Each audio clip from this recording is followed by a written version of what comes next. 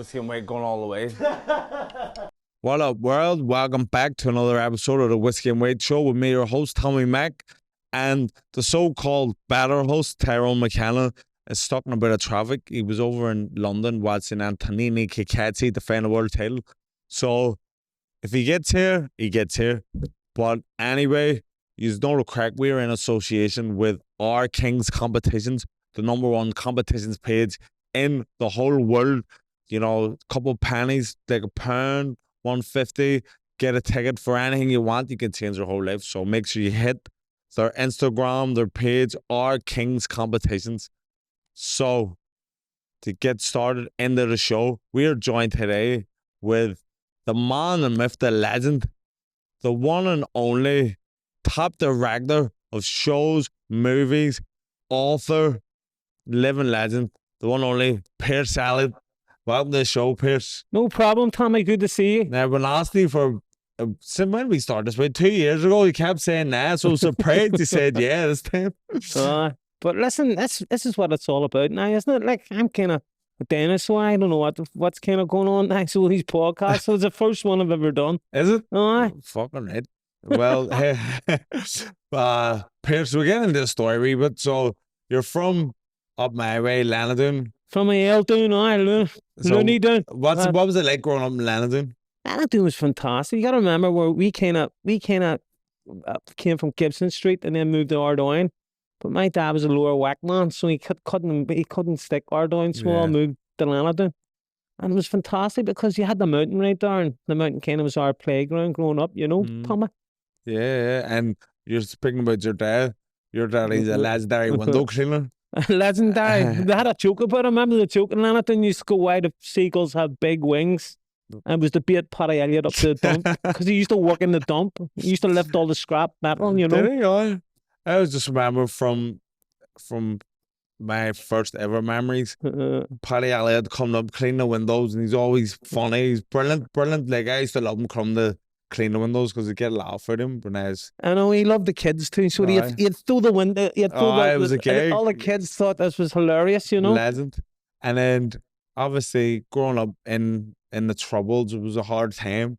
Well, we grew up next door to Joe McDonald, you know, so we're very close to that family. So, and we didn't realise the gravity of events then, you know. It was only like 11, 12. It was all steps and stairs, but it was, you know what I mean, it was, the more you look at it, it's probably a very traumatic time of life, you know what I mean? For the whole of Ireland, you know, with that, you know, with the hunger strikes. So that would be one of the most vivid memories, you know. Yeah. And like I find it interesting to be growing up in a conflict and in a Republican ghetto next door to a hunger striker. Well, we would never call it a ghetto, Tommy. No, that must be a new thing. I seen that on the documentaries in the Republican ghetto of Lenadoon. No, that's why I said it. But I just think that, you know, the likes of Lenadoon, well, at least, you know, West Belfast and North Belfast, and, you know, we're kind of, they're very defiant people, very people that, you know, wouldn't accept anything laying down. And to this day, you know. But like the come from, you know, the roughness and, you know, the hardship, where did you find the arts? Yeah. Well, I think all Irish people are storytellers. It's kind of part of the DNA, you know, that you grew up with it, you know. Yeah, definitely. And then the whole trick in it is really to actually, you know, make it apparent what story you're trying to tell. And a lot of stories come from adversity. And when adversity occurs, you know, you find the real humanity and the real strength and the sadness in life with it, but also great humor, like, you know. And that's what your shows and your stories are known for, you know, hard-hitting but funny stuff. Has to be funny. You never take the eye off the ball. My big mentor would have been Troy Kennedy Martin, who wrote The Italian Job and Kelly's Heroes and all. Yeah. And Troy came over here. My first play was on in with Double Joint in the old White Rock Theatre on the Rat in 1989. And here we had Troy coming over, who's kind of been this legend. Deal, Who, as I say, wrote The Italian Job, Kelly's Heroes. He wrote part of the Sweeney. His brother kind of created. But he was sitting up the saloons with me, him, Brian Keenan, and my dad, and a couple of the Adamses. Yeah. And what age were you when you wrote your first play? Like, how did you go from, you know, I don't want to stereotype you, Pearse, but you must have been involved in a rats as a kid. We're all like learning about as were. kids, Yeah. but what So how happened? did it go from like getting involved in that, the lenadoon madness to writing plays? What happened was I was working in the civil service, and there was a competition for radio plays out called First Bite, and it was for young BBC playwrights, and the play I wrote won it. So that was my kind of foot in the door, you know. Yeah. What was it? What was it? It was about it was set in a West Belfast community, and it was kind of really about how the cops turn somebody, and how the cops kind of manipulate and don't really give a fuck about anybody, but the end result of people getting jailed or killed, you know. And that gave you the taste then once you. Well, to be honest with you, Tommy, I always wrote, you know what I mean? I'd always been, irrespective of what happened, I was always writing stories and telling stories, always kind of part of the tradition, you know? Yeah.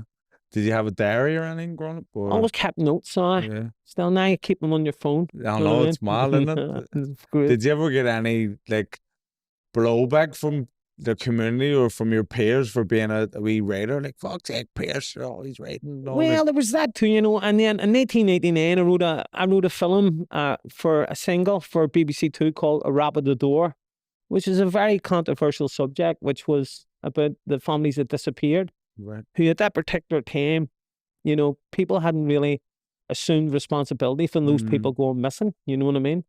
So it was a kind of it was a concurrent sort of conversation within that community of going, hold on a second, like, you know, you have to rate what's right, you know what I mean? Never mind about things, you know. So I went from Rap at the Door, and then I got a big commission for Pull and Moose, which I had that's why I made that was my first bit of acting. You opened the door for me and then closed it straight out. You choose the hard route. Fucking fighting. Well, fuck's sake, Pearse, I've been asked you ever since. Write me something. I know it's such a complicated kind of gig because you really need somebody. You know, it's all right being a writer, but what you really need is a producer that can get things done. Right. And, you know, that's a real trick in it, you know. Yeah. So with Pull and Moose, and obviously people in Belfast know Pull and Moose, a legendary show. Well, was that your first televised, big thing? A Rap at the Door was the first film for BBC Two. Right, okay. And then there was Pull and Moose, and Pull and Moose is right up my street. Basically, I created a format which was a group of guys, all good. You know, I was very conscious of portraying this community as essentially good people, but having that sense of lawlessness, having that sense of, you know, fuck authority, because that's what it was kind of about, you know. Yeah. Because and if you've been colonized, if you've been oppressed, you know, that's where that resistance comes from. So I wanted to make something that was, you know, that was part of the tapestry of working class life, but also funny and fast and And you know something? It's a real pity about it because it could have run forever. That's what I was going to say. Like, it was such a success and everyone loved it. Like, why did you, or have you written a second series? I had started embarked on writing a second series, and basically what happened was that the person in charge, he was then, which happens with that BBC, you know, what happens is that he was no longer a person of authority in there, and they kind of jettisoned everything that he had put his name to. And unfortunately, Pull and Moose was that. But it would have been fantastic because what happened then, it could have run forever. It could have been like Only Fools and Horses, to be honest with you, because each week, all you had to do was create circumstances for something to happen for this group of people to kind of have a bit of crack with. Yeah. I was getting taxi men from both sides of the fence, like, you know what I mean, from the Shank or from the Falls. And they were telling me moves, you know, what happened to them, and it was just running. It could have went forever, you know. It was a fantastic show and big hit. I remember when my episode out, that's at the very start, I went into school. The next day, I was a friggin' celebrity. Well, people told me too that what's interesting about it was because, you know, the people told me that in the Shankle and, you know, when it was on, they left the bars to go and watch it. Do you know what I mean? Yeah. So it was like, it was one of the few things that kind of wasn't partying anything of who people are. It was just people really related that if you had that working class kind of vibe, you know. I remember it was on BBC Three first before it went to BBC Two. So I was watching it every week on BBC Three with my granny and granda. And then the day that my episode was on, I was like, wait, imagine they cut me out. That's what I said, just joking. And then when it came up to the bit for me to talk, the screen just went black. I was like, what the fuck? And it just stayed black for a couple of minutes. I don't know, they did something cut it. And then it came back on, and all my wee lines were finished, and it was just me standing there with a burger. I was like, no, but that must have been... But then when it came on BBC N, it was not okay. So, but it was, you know, it was BBC Three's flagship program. I think, you know, they put 4 or 5 million in that series. Unreal. And it was great because then you can, you know, you were kind of involved in all the community. You know, so you had people that they were using, you know, they were using their houses, and you had people that, like, we had extras on, and then I always often tried to match non-professional actors with professional actors to give it that authenticity. Yeah. Because it was real. Yeah. I mean, one of our good friends, Frankie McConville, he was a martial arts legend. Yep, remember. I know. And, you know, I wanted him. I was directing one episode called Catch a Pigeon. I wanted him in it. But the forces that be didn't want him in it because he wasn't a professional actor. But it was such a funny story. But Frankie could have kicked those lights off of seeing him, you know what I mean? Yeah. So I told him to get dressed up in all the regalia, the Muay Thai stuff. Yeah. And I went, get 2 swords, because he was a swords master, right? And I went, listen, I want you to come, because we're kind of auditioning people for the part. And I says, I'm going to tax you, right? See, and I tax you, put those doors in and come in them swords. When I taxed him, the door fucking flew up and he had 2 swords and straight. I was doing somersaults and the fucking people, the BBC heads were, and I went, he's got the fucking part now. We had Big Rogie on a few weeks ago. I knew he could do it. He was saying about this, the part was originally meant to be for Conor Cormagle. But he didn't fancy it. Because we all grew up with Conor, but Conor was too shy, you know. Right. And then Rogie. I knew Rogie had the natural, you know, Rogie's a natural showman, you know what I mean? Yeah, big time. And I wanted myself, do you know something? He was tailor-made for it. He was. And then, sure, he was in Man About Dog after that too. And then, so after the success of Pulling Moose, did Man About a Dog come after? They can coincide with each other. Right. So Man About Dog came at the same time. But Man About Dog was very much about, you know, it was very much about with the community in Lenadoon. And I mean, the van shops were all around the house. And this is now something that are completely unheard of now. They're gone forever. And also just all the stories that happen. And ironically, this is really, you know, most of the stuff in Man About Dog happened. Do you know what I mean? So all those kind of gags and laughs and all. Yeah, well. And then some of the funniest stuff was kind of not in it. Like, I had a scene, and I think, you know, he won't make me saying about it because he's a very good friend of mine, but my friend had a very bad stammer. It had written it in Man About Dog, and what had happened within Man About Dog was one time we were out hunting, and probably about 89, 90, and if you were hunting in a certain area on a Sunday, you all knew you were Catholic, right? Because that's the Sabbath day. All right. The Sabbath day is for... Catholics go to mass, is it? Like? No, but it's very strict up in, like, the Bible Belt, you know, like Ballymena. We were around Randallstown, Ballymena, around that area. Yeah. And it was so funny. At that particular time, Tommy, we got blocked in by the locals. They were like fucking pulling up trees to beat us and all. And I went, fucking... It's the first thing I went, I hope the fucking cops come here now. But, so... I'm looking down this dead end lane, then they've blocked us off with a tractor. And there's me, my friend, and 2 other guys. And they're going, fuck, this is not looking good. It's like a Frankenstein lynch mob. They're actually, how the fuck do you pull up a tree? I mean, he just pulled up a fucking tree. Look at the size of him. A fucking tree, and he's breaking a tree. And next minute, they went, hope the fucking cops come. So we're sitting there, and I hear my friend going, I bought the dog off the Travellers. I got the dog off the Travellers. I bought the dog off the Travellers. And they went, what the fuck are you doing? I mean, they got, what are you doing? He went, I'm getting the story straight because them cops are taking dogs off people. Your dogs. Yeah. So when he asks me where I got my dog, I'll not stammer. Oh, he's practicing? He's going over He's practicing, he's rehearsing. So I'm standing going like that, no looking at him going, fucking head kiss. Got the dog of the Travellers, bought the dog of the Travellers. Right, I got the dog of the Travellers. I mean, fuck, this is good. This guy is good. I mean, what he is. And I mean, these cops come down and they're trying to fend off the locals from killing us. And they're going, get the fucking Sabbath day. They're shouting on the Sabbath day. And I go, what the fuck's a Sabbath day? And anyway, they come down, the cop goes down. So hang on, he's going to take the dogs first thing. The cop walks up the lane. We're all standing there, all fucking defiant. And he kind of walks past my friend, who's still under his breath. Put the dog, let's get the dog, probably got the dog. And he goes to me, where'd you get your dog? I mean, where'd I get my dog? I bought it off the fucking Travellers. I fucking told me. I think that's what was his story stones. And I went, and the cop goes in, where'd you get yours? He goes, you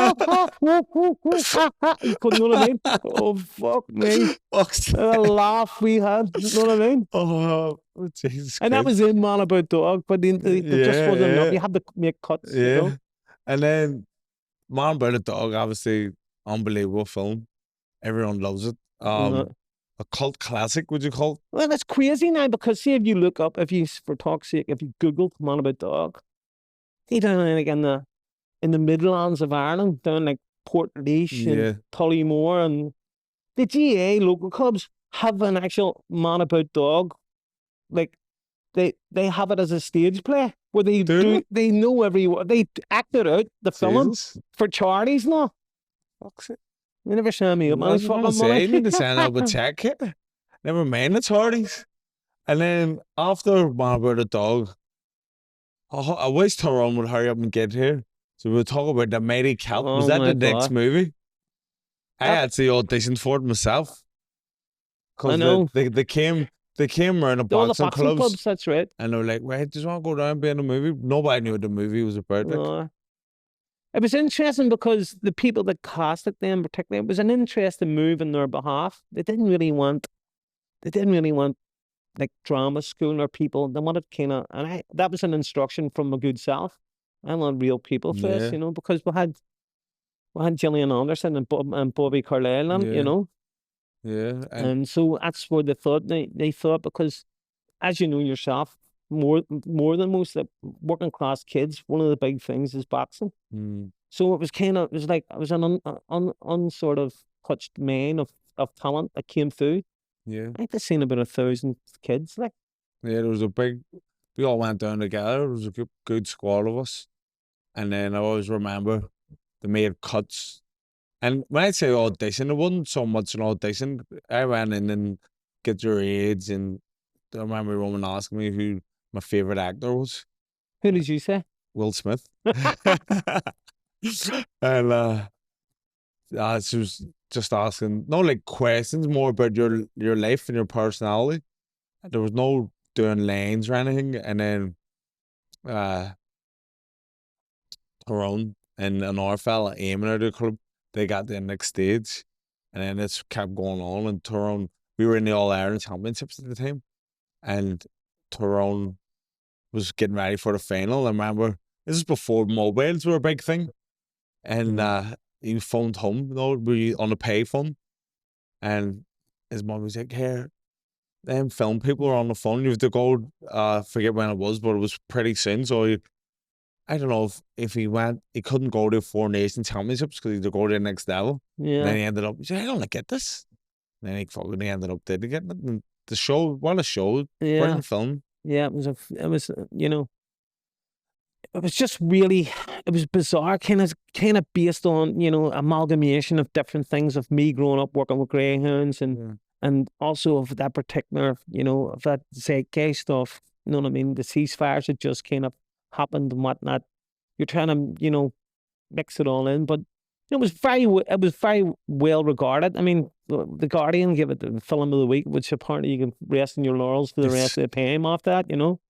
But it was, it was so difficult because those two characters didn't like each other, Gillian Anderson and Bobby Cannavale. No, you've got this. It was such a tricky. You got to remember, Bobby Cannavale would have worked well, but sorry to jump in, but in the film, they didn't like each other anyway. Yeah.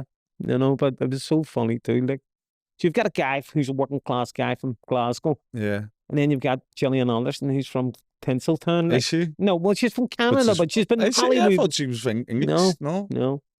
And so she's got this bizarre, it's that sense of, she's a nice enough person, don't get me wrong, but that sense of the kind of, I think. Looking down her nose, kind of? No, well, not so much looking down her nose, but kind of entitlement is the big thing. Yeah. You know what I mean? And what was the problems with him to him? Well, I just think that it was just such a conflict, and it was as a real collision of different worlds. Where she came from Hollywood, now she's in Lenadoon, down her up and down the fucking shopping bags. You know what I mean? But there's another interesting story about that. My mother just passed, and I told the story about her that she that I walked into our house, and Gillian Anderson was sitting in my ma's seat, and my ma was rubbing her feet. So I kind of looked over and went, and she went, "Look at your mum's doing here." And I went, "Gillian, she doesn't even know who you are." I mean, she would do that for anybody. If anybody walked in this house and said they had sore feet, my mum would have rubbed them. That's she would have. She didn't have a clue who the fuck she was. I had to make an apartment. Anybody walked in here with sore feet, she had done that. That was a type of my ma. How did you end up getting Carlisle and Anderson? Well, it's a casting process, you know what I mean? It was suggested. Did they have big salaries that they were looking, or? Well, that you got to remember, Gillian Anderson. Like, I think at that particular stage, which is another funny fucking story. Like, she was, with X-Files and the residuals that they get every time that's on. It's played constantly, 24/7. They get money, but she had the cheek to go, "I don't believe in cash." I mean, fuck. I had to take her out every fucking night. You know what I mean? I'm going, get some. Get some. You know what I mean? Yeah. But some funny times too. We brought her to Thompson's one night. That was the funniest night. Oh my God, Scully and Thompson's? I swear to God. What happened? Oh my God, it was so funny. This wee girl came up there and goes there, You look like somebody. And she was going, "Oh, no." I get this all the time. And your woman goes, "Hang on, listen, just," and she went, "No, you look like your woman out of the X-Files." And then you can see Gillian, okay. And then next minute, she goes, "Nah, you're not. Because see your woman in the X-Files, she's really good looking." Let me get the fuck. P.S. Do you hear what she's doing? Like, get fucking used to it. You know what I mean? Did Carlisle make it the Thompsons? No, he went to Thompsons too. But here, me, him, and Ken Stack kind of, as we do the, they love Maddens. They love the fucking real, like boozers, like. You know what I mean? Who's did you bring this Willie? Fucking sure. I brought him to PD once. And then kind of, he was Callie's and Maddens and all. Yeah, just loved all that. He is like, Bobby Carlisle's a gentleman, like, just a guy like us, no working class guy from the housing estate. Do you stay in contact with him after? I haven't heard from him in a way, like, but because yourself, they're kind of, actors is different, because actors constantly have another gig somewhere, you know what I mean? Yeah, I went through a phase because I was trying to get Tyrone back into the acting game, and I was tweeting Gillian Anderson every day. Did she ever respond? Not once. No. I was just going, Tyrone McKenna's ready to work every day. Tyrone McKenna's ready to work. Remember Tyrone McKenna? Not one response. I wish he was here. Like, another real funny story. Like, we went to her house in Notting Hill. Oh, fuck. What happened? Go ahead. Tommy, it was hilarious. I swear to God. Was Tyrone there? No. He was there. Me, him, and his ma. So we ended up going to her house. She wanted to rehearse in our house. She did? Why? I have no idea. I can't no fucking just trying to accommodate fucking these millionaire actresses. I will fucking go. You know what I mean? And we ended up around the house, and I was going, Jesus Christ. Money can't buy you class. The house was covered. No, it was beautiful. It was beautifully maintained, beautiful location, but it's covered in animal skulls. like a fucking shit, like a satanic nest. Was she a devil worshipper? No. One ends up a man. She just had animal skulls and fucking red pale carpets, and I was going, I know one thing, and I know an awful lot about animals and mammals. Some of these things up in this wall, there's only about 3 or 4 of the fucking things left. Fucks.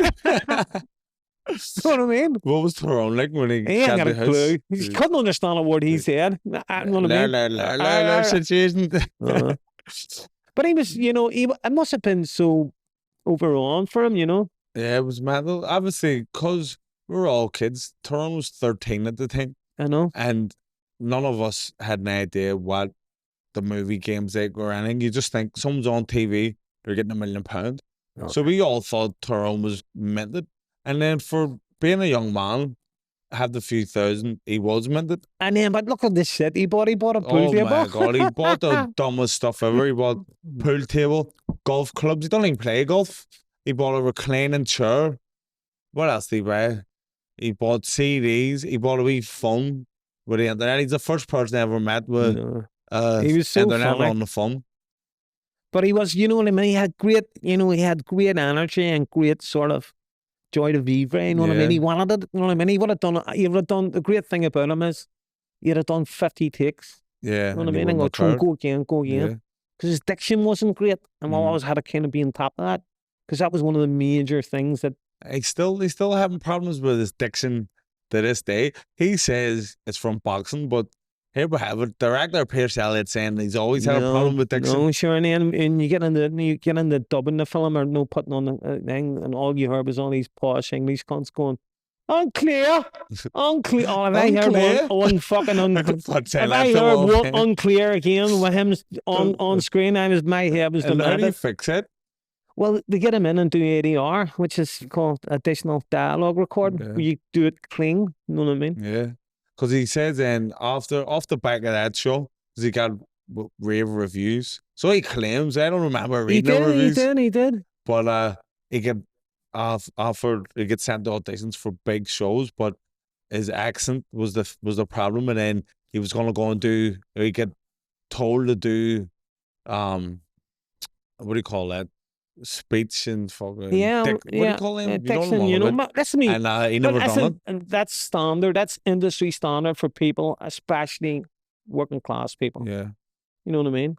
Because then what happens then is, look, for talk's sake, you're talking about Game of Thrones. So Game of Thrones is like, they wanted to do a specific sort of speech pattern, which was like Northern English, and you know what I mean, and. It's important if you want to take it seriously. That's another funny story that was touched on a podcast many a time. You were trying to get He asked me. He asked you to get in touch with Tyrone. And what didn't come off a shade? What was the fucking shade he came off? So I'm going to concerts on Beyonce. You went the it was Jay-Z. It was Jay-Z. Me and him at the Jay-Z concert. And do you know what's funny about that too? His wife bought him Jay-Z, because he's a big Jay-Z fan, bought him tickets for his birthday. 2 tickets, obviously expecting the two of them to go to a Jay-Z concert. He phoned me and went, "Here, Trina got me 2 Jay-Z tickets, do you want to go?" So me and him went. But did you go to my granny's or something? I called your granny's and said, tell Tommy to contact Tyrone to contact me. They want him to do this. And then he left it. So then I phoned and pretended to be him. He's like, "Hey, it's Tyrone McKenna here. I believe you're looking for me for Game of Thrones." What did they say? He says, "Oh, no, we've filled the place, but in future, if we're looking at anything, we'll keep you in mind." I had Tyrone, it's gone. But we thought Game of Thrones, it's going to be shit. End up being the best show in history. But I still haven't watched it. I know. It was like our cabin kind of was hot enough after pulling moves. He was getting a lot of offers. And they kind of seen him, they we got him an agent in Dublin and in London. And they were casting for something big. I can't really remember what it was. It may have been one of those like, that Band of Brothers or something. And he would have been right up that street, But when they phoned him and they said, "Can you go over to London?" he was going, what date is it? And we're going to say it was 7. You can't go over. Pigeon racing started. Fucking pigeon racing. And you know what I was going to say about your cabin then? So he he starred in Pulling Moves and Man About a Dog. No, well, he had a wee part in Man About a Dog. No, he had a part in the Matey Celt. Matey Celt, sorry, yep, Matey Celt. And he's acted did a lot he just of plays. follow in behind you? Did you set the pace kind of for getting involved in arts? Look, listen, I think most people for film and television and, now stage is different matter altogether. Like, but most people, if they've got, a modicum of wit, they you can work around them. You can cut, like I'm telling you the Frankie McConville story. Yeah. Frankie, the funniest thing I ever seen, I wish I had the video of it. Frankie had no acting experience at all. But I said, you're going to be talking to a pigeon. And he went, you're going to be talking to a pigeon and you're going to explain this is your favorite animal. And if anything happened, you wouldn't know what you'd be capable of doing. Yeah. So we couldn't get him pigeons, so we got him one of those nodding dogs out of a car. And that was the funniest thing. So he's talking and the dog's going like that. And after a while, as everybody's watching this in the audition, everybody started to go like this. And see with Kevin, did he have to audition or did you have him in mind for it? No, actually, and you know something? I kind of removed myself from that process because I ain't going to go, you know what I mean? That's for somebody else. So he got the gigs specifically on merit because Brian Kirk was the one that cast me. Well, I had a definitely opinion cast the guys, Yeah. So he cast Kevin, and in fairness, the top tier producers like Kevin. Yeah. Again, it falls in that realm of authenticity. He's a guy from a housing estate, and Yeah. See, when you were writing, or if you're writing anything, do you have people in mind like he'd be great to play this? Or I kind of only really happened when I kind of wrote Man in the Moon, which was a very successful stage play here. That was specifically written for Kieran Nolan because I kind of know him as what he can do. Like like me and Thrones has said, hopefully by the time this comes out, our wee pilot episode will be out and all, but we got approached to write as a comedy series. I know I spoke to you, but when we were writing the thing for the pilot, I was like, I actually thought about your Kevin. I said, Kevin would be brilliant for us. We'll get Kevin to play the manager. And then, then we get overruled kind of by the casting for the wee thing. Yeah. But Kevin's really the anchor man. He'll read anything on its own cue. Yeah. Well, I just had him in mind. I think he'll be brilliant. I still do. Hopefully, touch wood, we get the go ahead for the series. Right, and is that happening? Well, the episodes, I'll show you the address. Right. The episode's coming out. It should have been out already, but it's on BBC iPlayer. The Spar, it's called, written by Tommy McCarthy and Tyrone McKenna, and very, very funny. But off the back end, if we get the series, definitely, I have your Kevin in mind. Yeah, go for it. Yeah. But do you ever fancy getting in front of the camera, or do you like to be behind it? To be honest with you, Tom, I'm kind of very much, I really like being in the background. Know what I mean? I have acted before. I had a notorious sex scene with Joanna Lumley in one of the worst films ever made called Mad Cows. Mad Cows? So the only thing you can say is you had sex with Joanna Lumley on screen. So walk us through the process of a sex scene on oh fuck, I don't know. How do you do it? That was put a long time ago. And also here, there is a process and it's crazy. Like the process is you have to wear a big modern fucking jockstrap and you're not to touch and oh man. Because I always think, if you're watching a movie or a series, when the sex scenes are on, they go, just imagine they're doing this and then they go, right, cut, many cuts and how awkward would it be? Is that what happens? And then it's went to another level. Now you have intimacy directors. So you're no longer the director, right. You know what I mean? So you have somebody that is an intimacy director that kind of directs the man and the woman what to do. So it's crazy, you know what I mean? So something that's such a mad world, isn't it? It's crazy. What way were you directed? I was more or less like a kid's animal. I was just going kids him up the fuck. Chin down, chest up, pump. And they put a big thing on. I was mad. As I'm saying, it was like a big It's like a big chastity belt around me. Jesus. And I'm like, fuck, this is definitely not for me, this game. No, then so yeah, right. I'm just gonna go back to writing. Back to, you know. And you know something, even when you're writing that, if I'm writing something like I'm writing like an intimate scene, I mean, it'll just be really, really, it'll be two men, they make love. You know, then, no specifics at all. Let them stay with it, yeah. And then a couple of years ago as well, you love Earl writing, Pearse, you wrote a book. I've got another book that may be happening too, which is kind of, it was based on the experience of making a horror film in Monaghan. And we had, it was madness. Shrooms. So this book, is this going to be like a real or like a fictional book? Well, it's kind of like everything. Yeah. Everything's rooted in some sort of reality, truth, you know? So it's really based on a horror film we done called Shrooms. Right. Which was fairly successful enough, you know what I mean? It was a big enough film. They were trying to make Shrooms too, and there was big enough actors in it. There was Jack Houston in it, and Michael Douglas's son, Cameron Douglas. Right. Who ended up mayhem, you know what I mean? He ended up, we couldn't use him, he was that crazy. So it's all, the book's kind of based on that experience of it all, you know? What about Shrooms then? Talk us through, where did you get the idea and the concept? Again, everything's rooted in reality, but in 93, 94, we all went down to Carneyford to pick magic mushrooms, and somebody had a real bad trip. And I mean, that's why I wanted to stop. Look, that's a brilliant setting for a horror film, you know?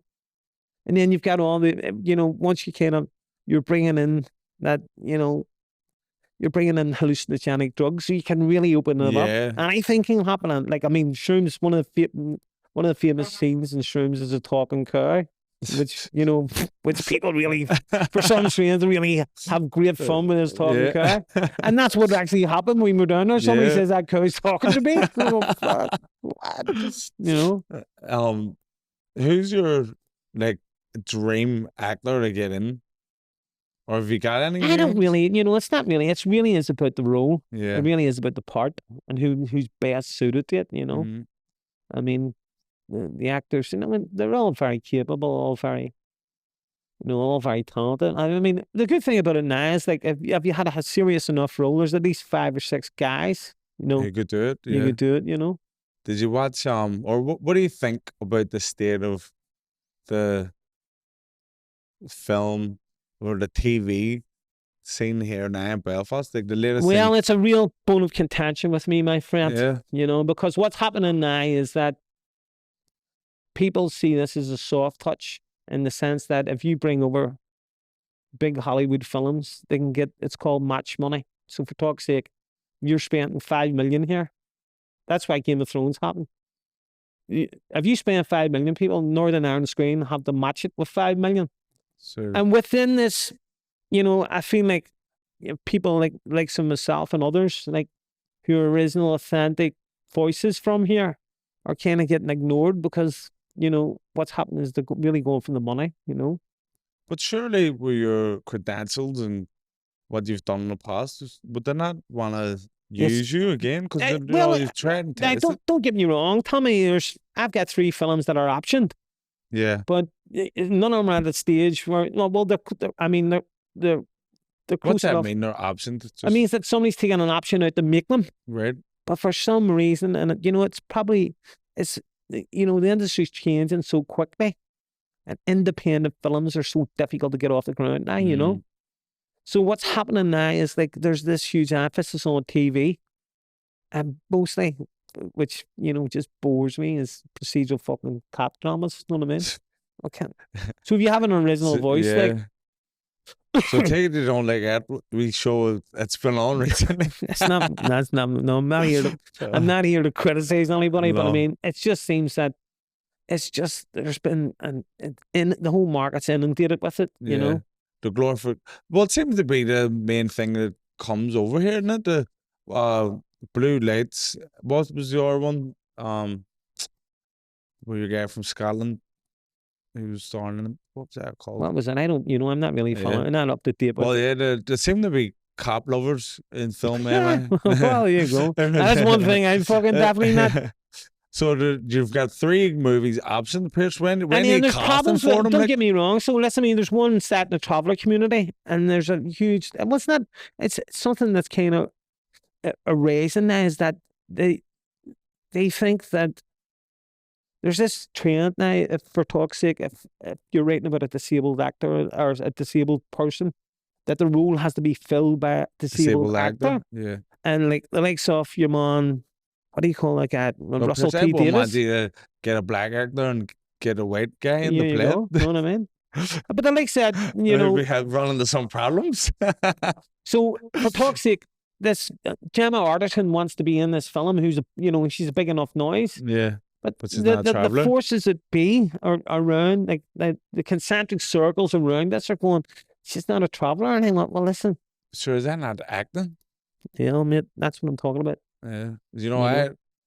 I have a viral hit on YouTube. Right. Being a traveller. Well, acting like a traveller. The Belfast Boys call it. If you haven't seen it, it gets the choices. Is that what you call the choices? Fuck you. And in the response.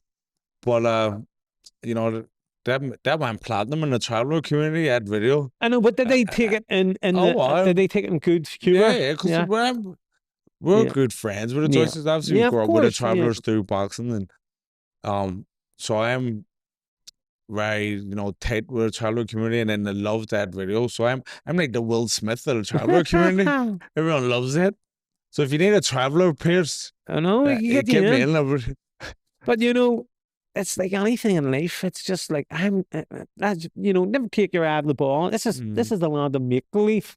Yeah. So if we're going down, if we're going down that route, and what happens? What happens if you're making a sci-fi film? Do you have to be a fucking alien? Yeah, I know.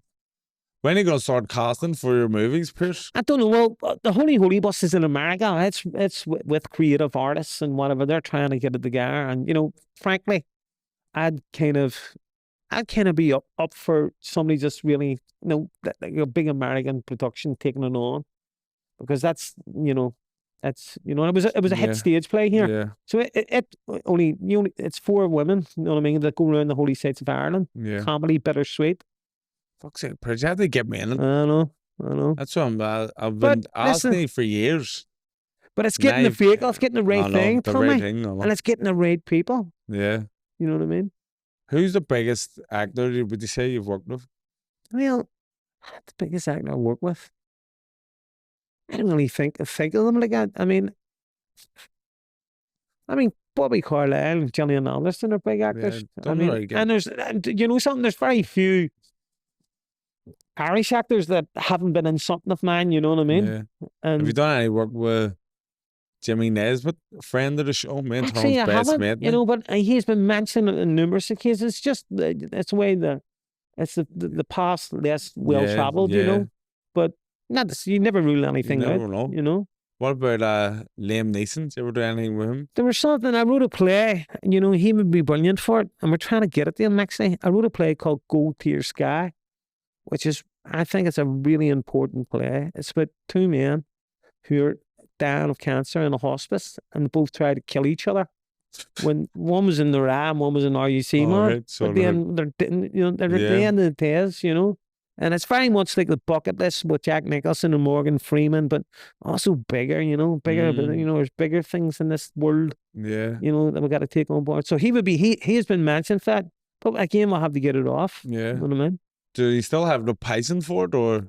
I think it never leaves you. You know what I mean, Tommy? It never leaves you. And another thing that I'm kind of emphatic about too is you're either born a writer or you're not. It can't be taught. You know what I mean? Has to organically evolve, you know what I mean, that way. Yeah, I agree. The people have that something in their brain or wired different. And then now I've noticed people who are creative and talented, next thing they're going, they've got ADHD. Well, but maybe that is the talent. There's part of it. Hang on, you never really stop. But listen, never take your eye off the ball. It has to entertain, Yeah. And there's a story that I'm telling, I have to get it in. And what happens then is that that stories formulate, and you can actually, the process is you know, it's absolutely crazy. That so you can formulate a whole film or a play from a story, and then do you know what I mean by that? Yeah. Well, years ago, I'll give you for example, and it's probably one of the best examples of screenwriting, because I often tell this story because this story would translate any language without people can see this and find it funny. Me and a couple of friends went to the Isle of Man like 89, 90, and we missed the boat home. So then the boat would have come in once a week from the Isle of Man. Once a week? Once a week. So you get an extra week. So it was me and the two guys, and we're kind of stuck in the Isle of Man, and we were sleeping in the fucking public toilets, right? And it was madness. Like, the guy fell asleep. He fell asleep at a toilet, and the toilets then were all called shanks. They were made by something, and it was engraved in his head. And I was going, I can't fucking take you serious. You fucking got shanks in the middle of your forehead. Swear to God. And I went, right. So how did I get a job? So they got a job in a pizza place. For a week? We needed to get a job, or we were sleeping in the fucking public toilets for a week. I went, fuck this is crazy. So they got a job in a pizza place, right? And there was two of them got a job. I didn't get the job. I went, I'm not fucking making pizzas.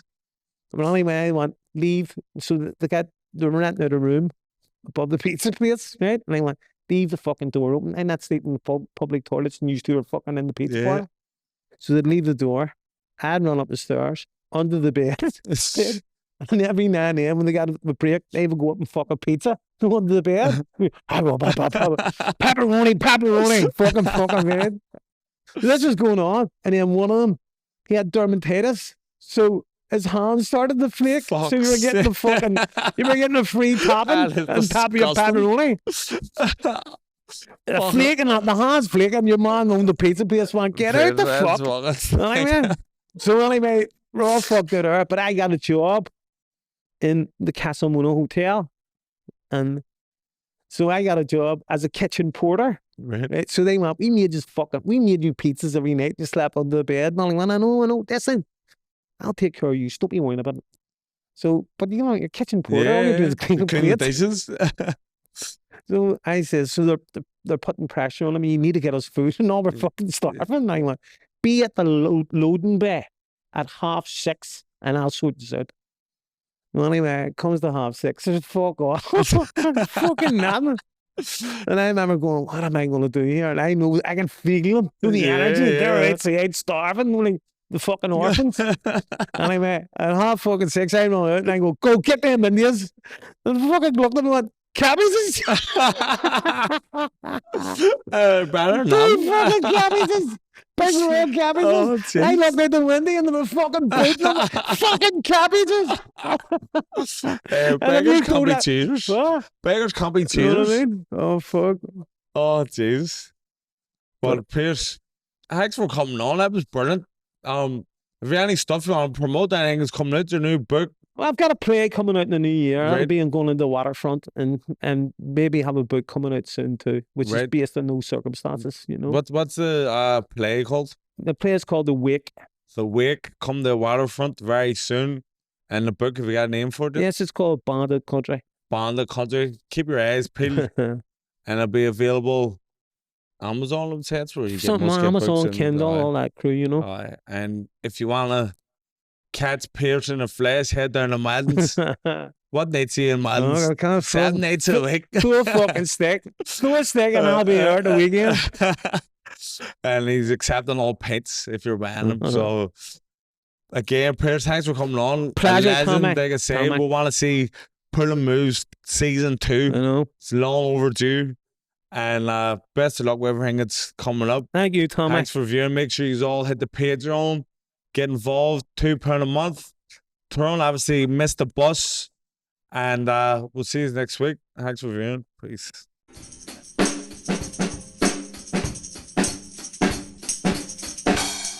Woo! Whiskey and Wade going all the way.